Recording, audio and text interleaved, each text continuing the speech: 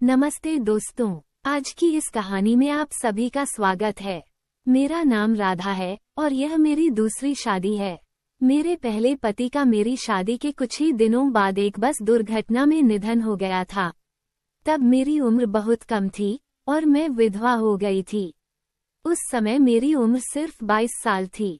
तब मेरे माता पिता ने मेरी दूसरी शादी एक 45 साल के आदमी से करा दी थी, क्योंकि मेरे लिए दूसरा वर मिलना मुश्किल था। मेरे पति मुझसे उम्र में बहुत बड़े हैं और अक्सर काम में व्यस्त रहते हैं। जब वो घर आते हैं तो खांसी का बहाना करके जल्दी सो जाते हैं। उनके होने के बावजूद मुझे वह सुख नहीं मिल रहा था जिसकी मैं हकदार थी। मैं रात भर उनके प्यार के लिए तड़पती रहती थी, लेकिन मेरे पति मुझे वो खुशी नहीं दे पा रहे थे। मेरे पास पैसों की कोई कमी नहीं थी।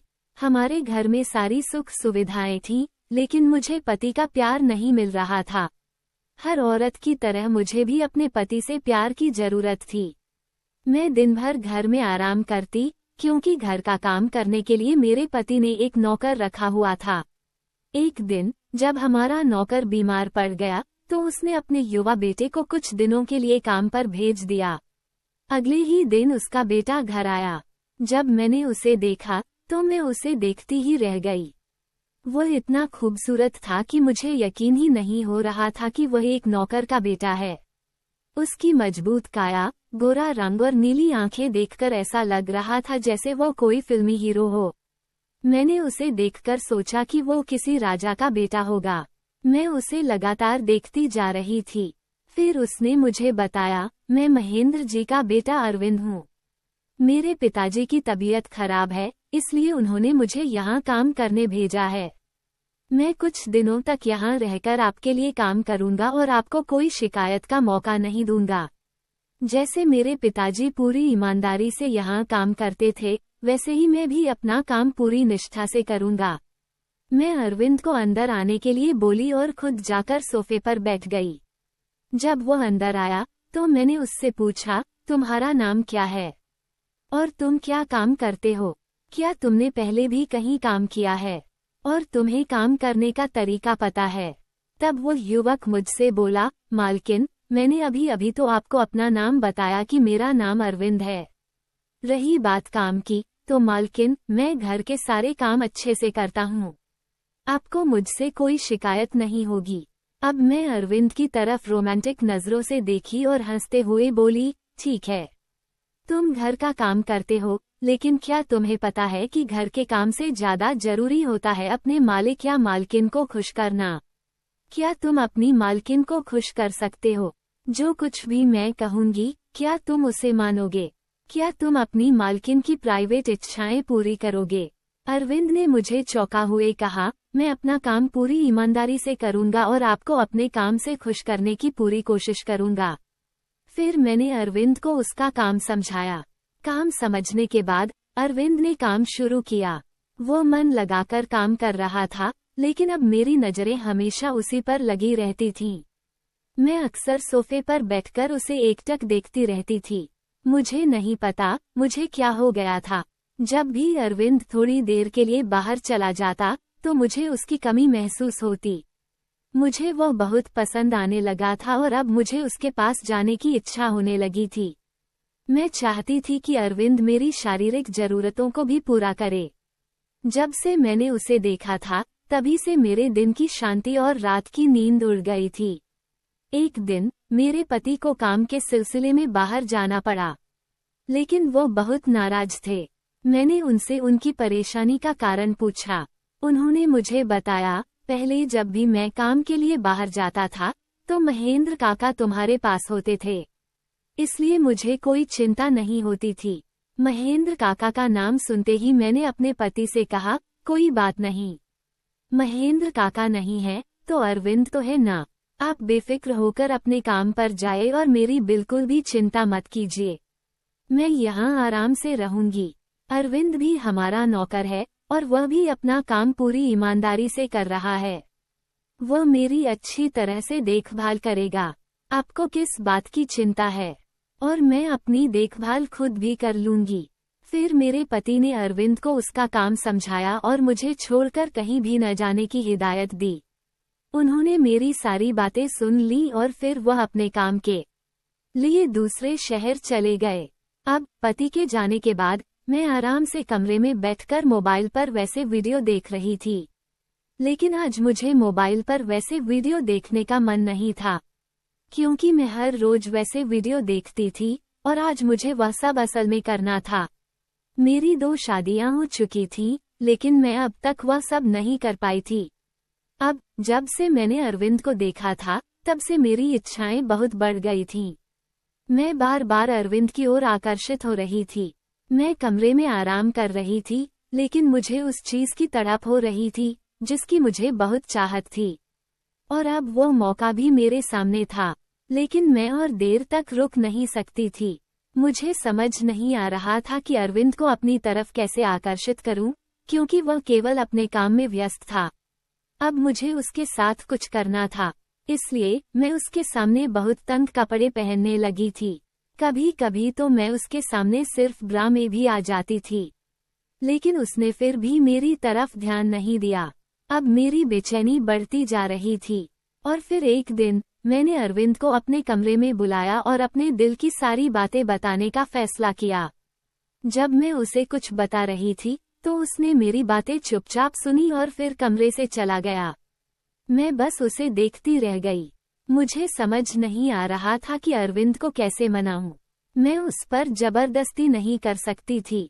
मेरी चाहत थी कि वह अपने दिल से मुझसे प्यार करे, लेकिन ऐसा हो नहीं रहा था। अब मेरा दिल और दिमाग सिर्फ अरविंद के ख्यालों में डूबा रहता था। उसके बिना मुझे कुछ अच्छा नहीं लगता था। मैं किसी भी कीमत पर उसके साथ सब कुछ करना चाहती थी। मैंने कई बार उसे अपनी भावनाएं बताने की कोशिश की, लेकिन उसने मेरी बातों पर ध्यान नहीं दिया और अपने काम में लगा रहा। मुझे समझ नहीं आ रहा था कि उसे अपने करीब कैसे लाऊं। इसी सोच में डूबी थी कि अचानक मेरे दिमाग में एक तरकीब आई। मैंने बिस्तर से उठकर अपने कपड़े उतारे और ऊपर केवल ब्रा पहनी, नीचे ऐसे कपड़े डाले जिससे मेरा शरीर साफ दिख रहा था। फिर मैं कमरे से बाहर निकली और सीढ़ियों से नीचे उतरने लगी, क्योंकि मेरा कमरा ऊपर की मंजिल पर था और अरविंद नीचे नौकरों के कमरे में सो रहा था। सीढ़ियों से उतरते हुए मैंने जानबूझकर खुद को गिरा दिया और जोर से चिल्लाने लगी। मेरी आवाज सुनकर अरविंद तुरंत दौड़ता हुआ आया और मुझे जमीन पर गिरा हुआ देखकर घबरा गया। उसने कहा, अरे मालकिन, आपको क्या हो गया है? आप कैसे गिर गईं? मैं रोते हुए उसे बताई, मैं पानी पीने के लिए नीचे आ रही थी, तभी अचानक मेरा पैर फिसल गया और मैं सीढ़ियों से गिर पड़ी। फिर मैंने उससे कहा, मुझे अब बहुत दर्द हो रहा है और मैं उठ नहीं पा रही हूँ। मेरी हालत देखकर उसने कहा, मालकिन, आप धीरे धीरे उठने की कोशिश कीजिए और अपना हाथ मेरी कमर पर रखिए। मैं आपको मदद करूँगा। मैंने कहा, मुझे बिल्कुल भी हिलने की हिम्मत नहीं हो रही है। ऐसा कहते हुए फिर से रोने का नाटक करने लगी। अब मेरे पास कोई और रास्ता नहीं था। तब उसने मुझे उठाया और मेरे कमरे में ले जाने लगा। मैंने बहुत तंग कपड़े पहने थे, जिससे मेरा शरीर अरविंद के शरीर से लग रहा था। जब भी मेरा शरीर उसके स्पर्श में आता, मुझे ऐसा लगता मानो मुझे स्वर्ग का सुख मिल गया हो। अब मेरी हर इच्छा पूरी होने वाली थी और मैं अंदर से बेहद खुश थी। अरविंद मुझे गोद में लेकर एक एक करके सीढ़ियां चढ़ रहा था। मैं उसके चारों ओर अपनी बाहें डालकर और सिर उसके कंधे पर रखकर बस उसे देख रही थी। लेकिन उसकी ओर देखकर मुझे ऐसा लगा कि शायद अब उसे भी मैं पसंद आने लगी हूँ। अरविंद मुझे जल्दी से कमरे में लेकर आया और मुझे बिस्तर पर लिटा दिया। उसने मुझे बिस्तर पर लिटाया, लेकिन उसके मुंह से दूर जाने के डर से मैं घबरा गई।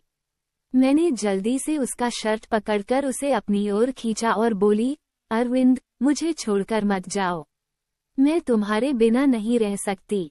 तुझसे दूर होने पर मुझे कितनी तकलीफ होती है, क्या तुझे मेरी पीड़ा दिखाई नहीं देती? लेकिन इस बार उसने मेरी बातों पर कोई ध्यान नहीं दिया। वो बस इतना बोला, मालकिन, आप आराम करें, मैं अभी डॉक्टर को बुलाता हूँ। ये कहकर वो कमरे से बाहर चला गया। करीब 2 घंटे बाद अरविंद घर वापस आया और उसके साथ एक महिला डॉक्टर भी थी। डॉक्टर ने मुझे चेक किया और बोली, आपको सिर्फ दर्द हो रहा है, बाकी सब ठीक है। मैं आपको 3 दिन के लिए दर्द की दवाई लिख देती हूँ। आप इसे लेकर आराम करें, कुछ दिनों में आप ठीक हो जाएंगी। डॉक्टर ने मुझे दवाइयाँ दी और चली गई। उसके बाद मैंने अरविंद से पूछा, ये डॉक्टर लड़की कौन है? तब अरविंद ने कहा, मालकिन, यह मेरी पत्नी है और यह आपकी बहुत अच्छी तरह से देखभाल करेगी। आपको किसी भी प्रकार की तकलीफ नहीं होगी। आप बस आराम करें। फिर उसने अपनी पत्नी से कहा, मालकिन की अच्छी तरह से देखभाल करना। उन्हें चलने में तकलीफ है, उन्हें बाथरूम ले जाने में मदद करना और उनका हर काम करना। मैं आश्चर्य से अरविंद को देख रही थी। फिर अरविंद मुझे बताने लगा, मालकिन, इस घर में ना तो मालिक है और ना ही कोई महिला। आपकी देखभाल करने के लिए कोई नहीं था, इसलिए मैंने अपनी पत्नी को यहाँ बुलाया ताकि वह आपकी देखभाल कर सके। इसके बाद अरविंद ने अपनी पत्नी से कहा कि मेरे लिए गर्म पानी तैयार करो। अरविंद की पत्नी जब चली गई तो अरविंद ने मुझसे कहा, मालकिन, हम गरीब लोग हैं, लेकिन हमें अपनी सीमाओं में कैसे रहना है, यह अच्छे से पता है। मैं एक शादीशुदा आदमी हूँ और अपनी पत्नी को कभी धोखा नहीं दे सकता। आप अमीर लोग हैं और आपको दूसरों को धोखा देने की आदत होती है। ये कहकर अरविंद यहाँ से चला गया। उसके बाद अरविंद की पत्नी मेरी देखभाल करने लगी। अरविंद घर का काम करता और उसकी पत्नी मेरी देखभाल करती। तो दोस्तों, ये थी हमारी आज की छोटी सी कहानी। आपको ये कहानी कैसी लगी? कमेंट करके जरूर बताएं। अगर आपको ये कहानी पसंद आई हो तो इसे लाइक करें और अपने दोस्तों के साथ शेयर करें। आगे भी ऐसी ही रोमांचक कहानियों के लिए हमारे चैनल को सब्सक्राइब करें और बेल आइकन दबाना ना भूलें ताकि आप हमारी कोई भी कहानी मिस ना करें। कहानी सुनने के लिए बहुत बहुत धन्यवाद।